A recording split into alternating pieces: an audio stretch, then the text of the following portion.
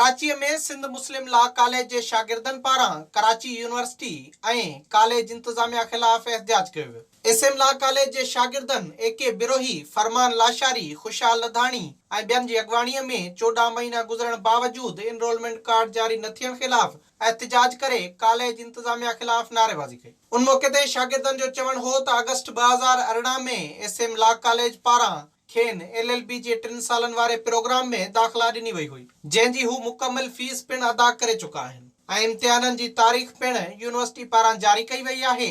उन बावजूद असांखे एनरोलमेंट कार्ड जारी न पिया कया वञनि। शागिर्दनि जो वधीक चवणु हो त जेकॾहिं असांखे एनरोलमेंट कार्ड जारी न कया विया त कराची प्रेस क्लब आॾो धरनो हंयो वेंदो। होॾां principal SM law college Syed Ali Aslam Jafri जो चवणु आहे त कॉलेज बार काउंसिल ऐं यूनिवर्सिटी इंतजामिया ॾाढो बेवस बणियल आहे। बार काउंसिल ऐं यूनिवर्सिटी इंतजामिया 950 मां रुगो 100 शागिर्दनि जा एनरोलमेंट कार्ड जारी कंदी।